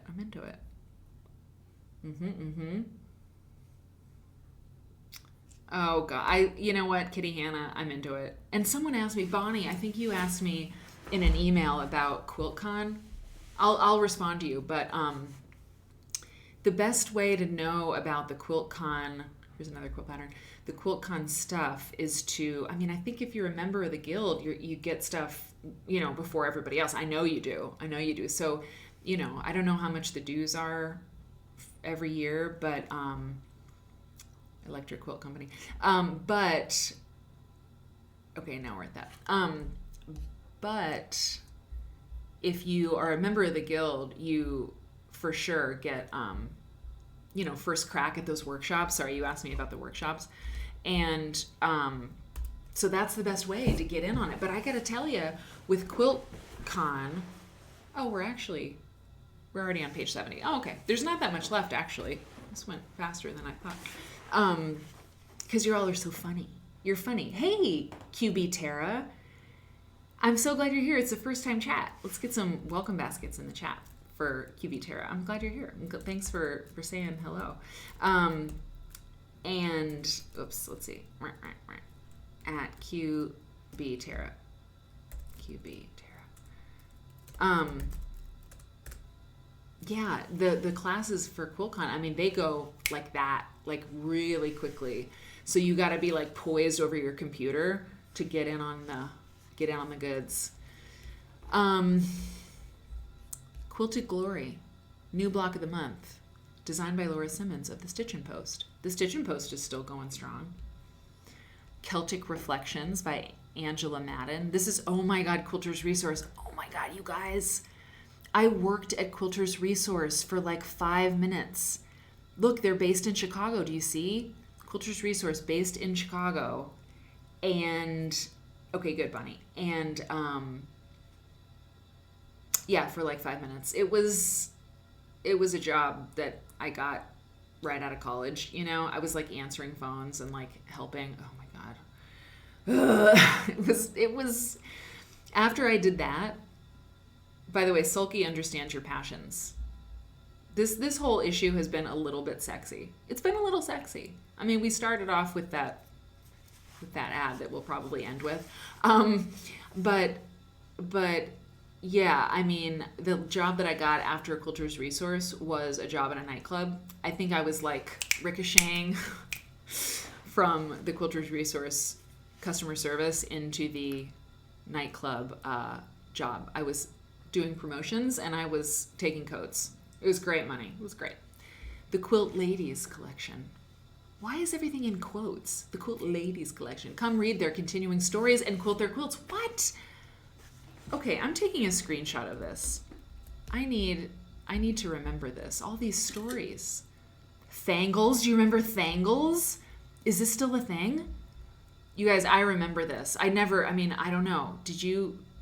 It seemed like this was a huge thing. It was a huge thing. It was a huge thing. You learned how to sew and quilt in Chicago. Bumblebee. Oh my, bumblebees were mating in midair today. Padma, you saw bumblebee sex? Bumblebee sex. When it comes springtime, Eric is fond of saying, the trees are having sex. Because they are. That's what like the blooming is all about, right? Trees are having sex. Yeah. Okay, it's still a thing. The Thangles. Planet Patchwork. That's a really great name for a website. Winnie the Pooh, John Deere, lots of licensing. Bumblebee sex. I know, that's very funny. How do they, are they flying together? Is that kind of what it's all about? Gardens. There's more ads. There's definitely more ads than there were in 1986. Or 1982? I forget which one we did. Oh my God, Jill. My boyfriend's last name is Thang. It's fun to say, I'm going home to do my thing. Oh my God. It's been that kind of night. It's really been that kind of night. People are saucy, including Quilters Newsletter Magazine, which, it's not what you think of immediately when you think of Quilters Newsletter Magazine, but it is. Here's Gamble, an ad for Gamble. Gamble makes the Statler Stitcher, right? Is that right? The most expensive the most expensive long arm. Hang on, let me see. Okay, I can't see. Can someone look up? Well, maybe you. I don't know that you'll be able to tell. But how much is a Statler Stitcher machine? How much is it? You know? Exactly. So yeah, isn't it like $60,000 or something? Is that crazy? Is that totally off the mark? But I think it is. Y'all, there are a lot of websites. There are more websites than I thought there would be, because look, cottonboutique.com. Oh, cool. Sacred Threads, Marco Island. Oh my God, look at this. Don't be left out. Enroll now. The Sacred Threads Spiritual Quilt Exhibit, May 4th through 8th, 2002. Plan to attend the Sacred Threads seminars May 5th through 8th by classes by Mimi Dietrich, Flavin Glover, Christine Klinger, Beth Ann Williams, Elizabeth Akana, Vicky Pignatelli, Paula Golden, Edgenetta Miller, and guest speaker Carolyn Maslumi. What? Wait a minute. Sacred Threads. I think this is ringing a bell now. Sacred Threads. Is that a book? I know Edgenetta Miller, and I know Carolyn Maslumi. Sacred Threads Conference, Florida. I gotta look that up. It's still going on now. Exactly. Oh my God, Padma, you're on thin ice. I'm just kidding. I love it. Padma saw bees having sex. She saw bees having sex. Wow, look at that quilt. Look at this. Look at what's in the ad. That's intense. I think that's all those little squares. Okay. Sacred Threads. Yeah, it's starting to feel familiar. I'm starting to like recognize or just like get it in my mind again. Wow. Oh, the Grace quilting frame. Junior Safari, Northcott. Alex Anderson, column. So, I don't know. Here's the problem with doing a... Stephanie, oh my God. Okay, a Gamel... Hey, Dee Marie. I'm glad you're here. Gamel Statler 26-inch machine, $40,849. That is crazy. I think Mimi Dietrich does do mini quilts, Bonnie. Tani, you had that quilting hoop. The one we just saw on the last page. It's pretty nice. Here's the problem with a magazine like this now. As my mom has said, the Quilters Newsletter was her internet. And I think, like, because things are online, I guess we don't need it, right? We don't need a magazine. Do we not need a magazine that has, like, all this stuff? Like, or you could say, does a community, does a subculture, do the people who are into Star Wars or Star Trek, do they need a magazine that has all of these events listed? Quilt America featuring the Yes Ma'am Mammogram Challenge Project. Okay. Indiana Convention Center, July 25th through 27th, 2002. I don't know. Print is not dead, and everybody thought it would be dead after the internet arrived and everything, but it didn't die. But this magazine was so timely. Look, Rock Home Gardens. Here's another show, in Illinois, and this magazine is just so full of these events. So if you had a magazine like that, look at all this. Look at this. This is the calendar. Look at all these shows, every state, and it's continued from page 22. And would you be able to gather all the information? Look, this one's in Kauai. Cool. Quilt Hawaii. Harriet Hargrave. You'd have to really have people who knew how to find all this stuff, to really make it substantive. You know what I'm saying? Like some people, you'd have to really have people who worked in the industry, I guess. I don't know.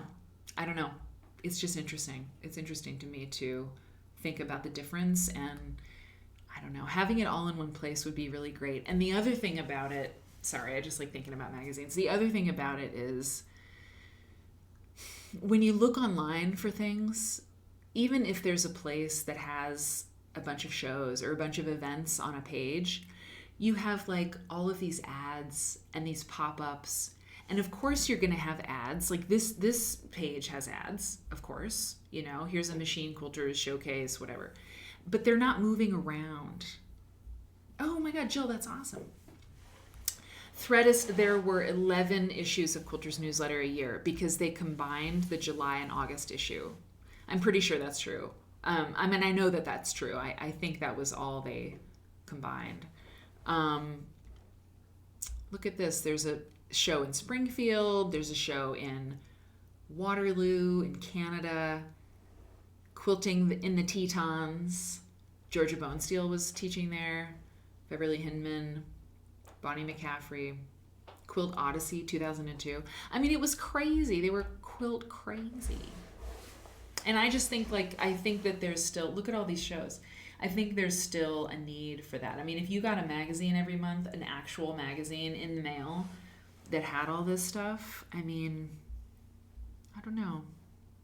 I think there's room for it, but World Quilt Show, my God, Pluck of the Month.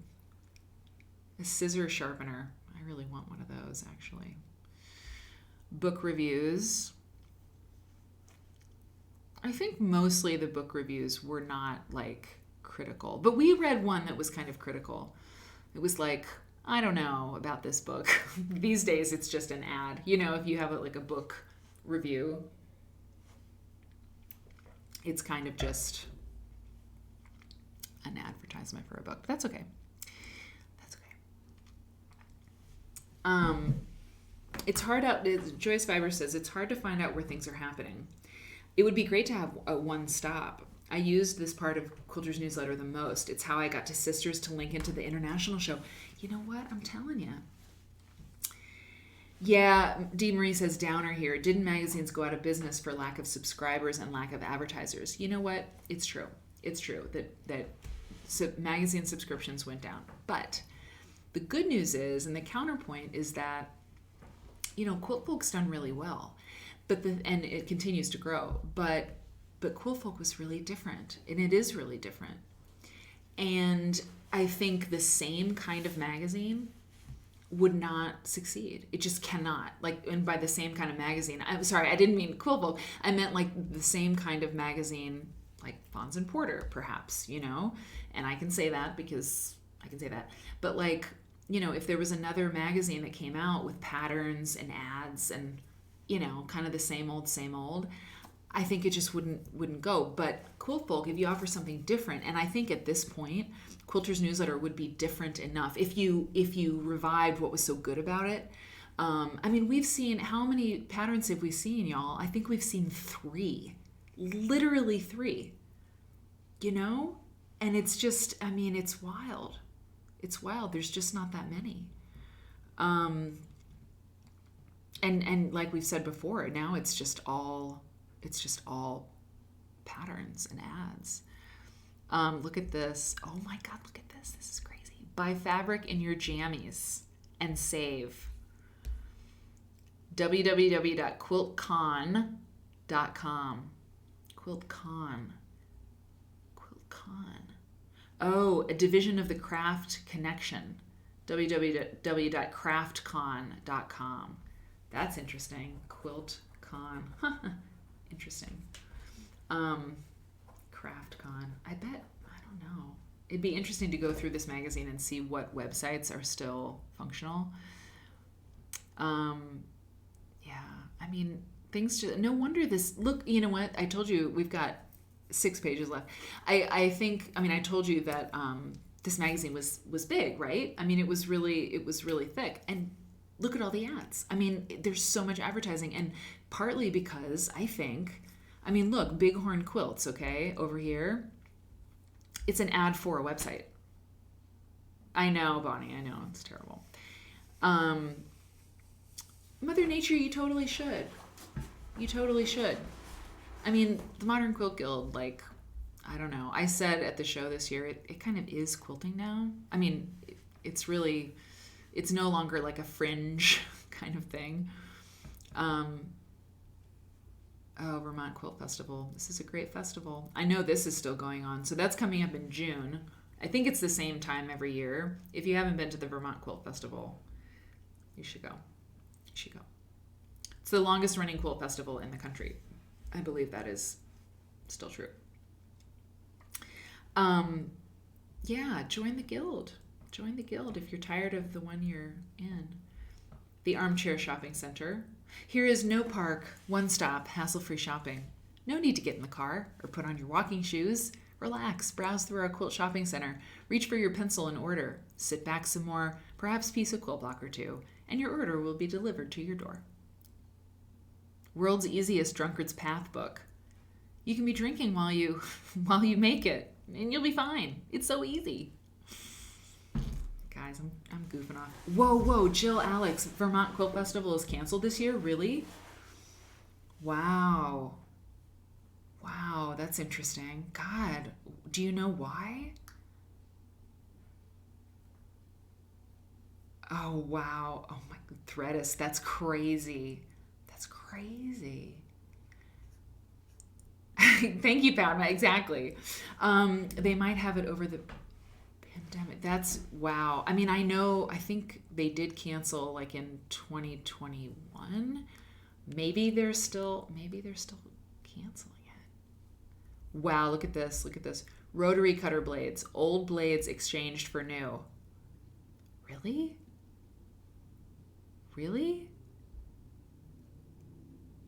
That's not... So this is a person who will change new blades without exchange. That's really interesting. LP Sharp, Little Pine Road, Emily, Minnesota. Interesting. That's a business, you know? That's an interesting thing to do. Okay, bulletin board. Wait till you see the back cover of this magazine. It's very interesting. And I think we're almost there. Bulletin board. America from the Heart. Quilters remember September 11th, 2001. Quilting an indoor garden. I think we saw an ad for that, right? To receive your copy of the free spring pattern from Quilters Newsletter Magazine, send us a long SASE on which, their grammar is so nice, you have written spring pattern. Send the envelope to spring pattern, Quilters Newsletter Magazine in Golden, Colorado. Yeah, I don't know, Threadist. It's really interesting. They resharpen the blades. We should see if they're still in existence. LP Sharp is the name of the... Okay, Jill, interesting. LP Sharp was the name of the business. In this issue. Oh, that's so cool. In this issue. Okay.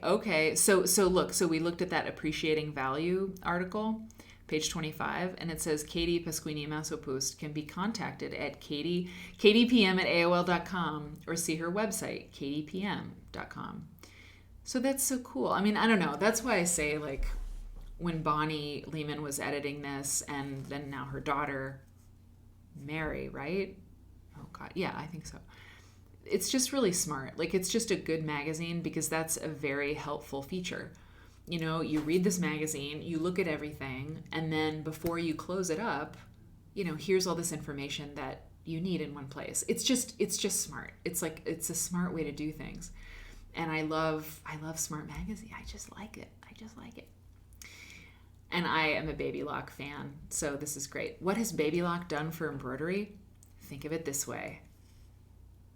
It's great. Yeah, the bulletin board, it's really good. This is cute. And now, look at the phone. This was the phone, you guys. That was the phone of the day. That was the phone. You know what? They should reprise this ad.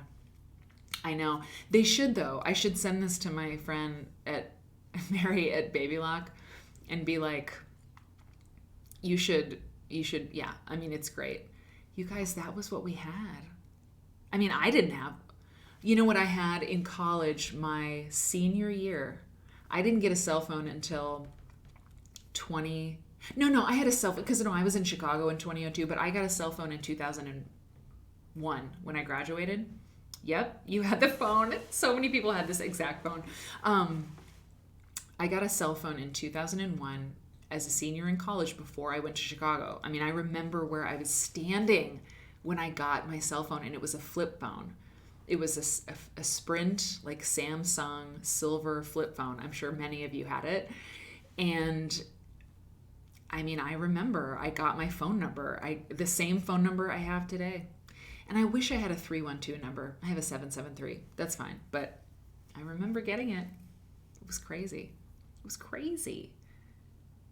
Oh my God, Padma. LP Sharp still exchanges blades? Are you serious? Are you for real? Hold on.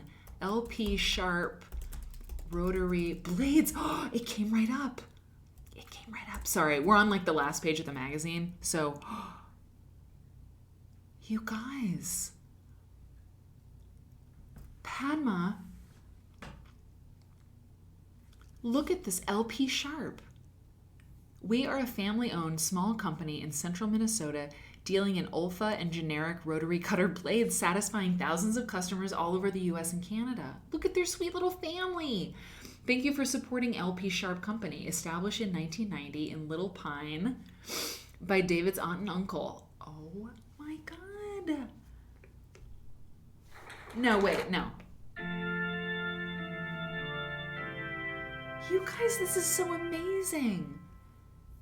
Jay Dansier, hi, Jay Dansier. Yeah, I think Jill mentioned it. That's such a drag. Oh God, I hope they're back next year. Although many of our customers are quilters, we also do business with sewers and those who enjoy crafts, along with those who make products out of neoprene, leather, and many other materials. Okay, can I just tell you, LP Sharp, if I ever seek out sponsorships or advertisements, advertisers, I literally want to give them a free ad. You heard it here first. I'm serious. I'm going to do it because this is very special. Because I've never heard of a rotary cutter blade company. Exchanging is like so sustainable, I mean, how cool is this? I feel like you should send them your blades and mention Quilt Nerd. You really should. Mother Nature has tons of blades. Same. And like throwing them away or getting rid of them is always a little like, ugh, because you can put them in the case and throw them out. But like, send in your used blades and get a discount on your new ones. Are you seeing this? Listen, Sohani, 1,000%. Sustainability, local economies, American small business. It's happening. We're using it. And they get a free ad. I would love to do that. They're like, they're what's good about America. It's true. That's so awesome. LP Sharp. And that family bought it from their aunt and uncle, so it's like been in the family forever. Wait a minute. I just want to look back at this real quick. I'm just going to look at it real quick. Where'd it go? Did we miss it? I don't want to go back too far, but I'll find it. Okay. I'll find it. I'll get it for the next show and we'll just take a look. Okay. All right. This quilt is pretty badass. I mean, look at those fabrics. Oh my God. Like the ombre thing going on. I feel like this was a time, Tani, you got to send them in. L Riggs is going to send them in. You know what? When you all send them in, I think you probably would anyway, but like send a little note and be like, I'm part of this crazy show and we look at Quilters Newsletter and we saw your ad. You totally have to do that. I mean, I will too. I need to find I was cutting with a used rotary blade the other night and it's very bad. It's very dangerous to do that. Send blades. And it looked like their website was very informative. So you can like really figure out. Stephanie Cake, I keep mine for cutting paper, but I'd rather patronize a family biz. And who needs 800 paper cutting rotary blades? Yeah. I want to tell the world about that. It's just really cool. They seem like it's just, if you're gonna like have a business that's like not making the world worse, like LP Sharp, I think they got it going on. To piece or not to piece, that patchwork place is the answer. Is that patchwork place, that's still around, right? A Martingale company, but I don't know that Martingale still owns it. I'm not sure. Okay, look, this is the back cover of the magazine. We've reached the end, y'all. There are look at this. This is the back cover. There are less expensive quilting threads. There are also fake diamonds and cheap fabric. I mean, it's a good ad. It's like, look, lady, I don't know what you think you're doing here. Or man, look, man. But can I put an old ad in the disco? 1,000% can. 1,000% can put that old ad. JP Sharp in disco. Yes, I completely will. I will screenshot it and put it in the disco. 1,000%. There are less expensive quilting threads. There are also fake diamonds, okay? And cheap fabrics, okay? So, what kind of person are you gonna be? YLI, it's good thread. There's no substitute for quality. That's why we select only the finest long staple cotton the world has to offer for YLI machine quilting thread. We put us to the test today. We think you will agree our thread is worth every penny. It's a great ad. It looks kind of 1980s too, you know?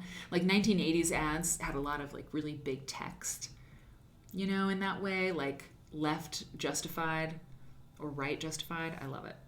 I think YLI, handing out the sick burns. Totally. I think it does. Well, Padma was all up on the finding the LP Sharp. JP Sharp? Crap. LP Sharp. No, I forgot. I think it's LP Sharp. I think it is. I mean, I know of their thread. I've known of their thread, you know, in my life. So yeah, I think they are. Okay, you guys, we did it. We did a whole issue of Quilters Newsletter Magazine, and it only took like a little bit over 2 hours.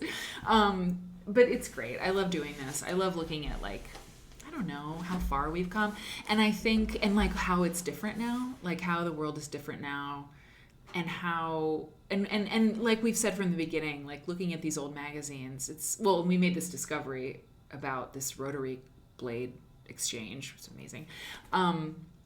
But like, you know, ideas come from this little series, I think. You know, I mean, I don't know. I think it's worthwhile, and it also helps me because picking up an old issue of a magazine and looking through it, like I do that sometimes because I'm a quilt nerd, but looking through it with you, I look through it a little bit more closely, and I think, I don't know. I think seeing the evolution of the quilt world, it really does, to me, give me ideas and thoughts about where it's going. I also think like looking at the ones from the 80s and the early 90s and the 70s, the 70s, 80s, and 90s are really interesting. Because the thing is, I looked at a 2010. Yeah, it's inspiring.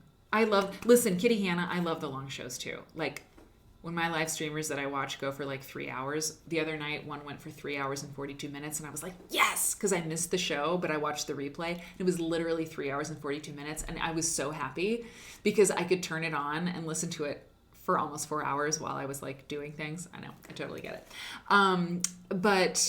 But I looked at, you know, an issue from 2010, and the thing is, you guys, is like